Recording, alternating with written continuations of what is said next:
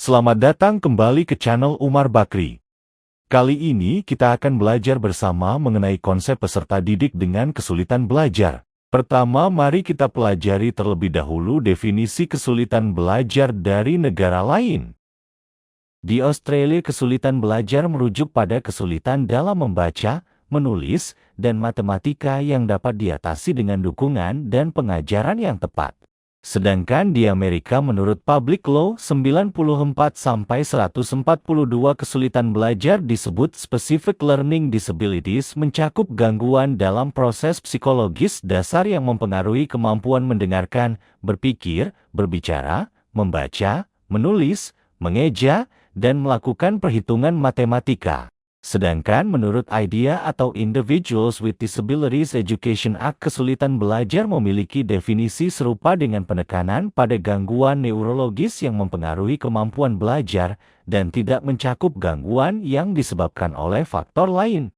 Di Indonesia, istilah kesulitan belajar mengacu kepada definisi dari USC. Beberapa mengambil istilah ketidakmampuan belajar learning disabilities dan kesulitan belajar learning difficulties menjadi satu istilah, yaitu kesulitan belajar. Kesulitan belajar merujuk pada anak yang mengalami gangguan dalam pencapaian akademis tertentu yang disebabkan oleh gangguan perkembangan saraf. Anak-anak dengan kesulitan belajar memiliki potensi untuk mencapai tingkat yang sesuai dengan usia mereka jika mereka mendapatkan dukungan dan pengajaran yang tepat. Sebagai catatan, kesulitan belajar tidak berhubungan dengan gangguan visual, pendengaran, motorik, atau faktor lingkungan, budaya, atau ekonomi. Selanjutnya kita akan mempelajari jenis-jenis kesulitan belajar. Jenis kesulitan belajar pertama yaitu disleksia.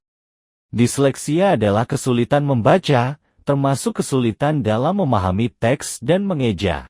Yang kedua, diskalkulia. Diskalkulia adalah kesulitan dalam matematika, termasuk masalah dengan perhitungan dan konsep matematika. Yang ketiga, disgrafia.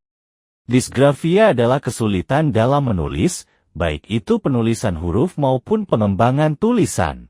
Yang keempat, disfasia. Disfasia adalah kesulitan dalam bahasa, termasuk masalah dalam berbicara dan memahami bahasa. Selanjutnya, kita akan belajar bersama tentang gejala kesulitan belajar. Gejala kesulitan belajar bisa kita bagi menjadi dua. Yang pertama adalah gejala umum. Gejala umum meliputi kesulitan dalam membaca, menulis, dan matematika, masalah memori, perhatian, dan mengikuti perintah, kecanggungan dan kesulitan mengorganisasi informasi. Yang kedua yaitu gejala khusus atau gejala spesifik. Gejala ini meliputi kesulitan dalam fokus, berbicara, dan menulis dengan benar, masalah dengan koordinasi motorik dan adaptasi terhadap perubahan, kesulitan dalam memahami konsep baru dan belajar alfabet atau angka. Setiap peserta didik dengan kesulitan belajar memiliki karakteristik terhadap kesulitan belajar yang mereka alami. Karakteristik kesulitan dalam membaca meliputi: pertama, kesulitan membaca lancar, penghilangan atau penambahan kata, kesalahan pengucapan, substitusi kata, dan kesalahan penulisan huruf.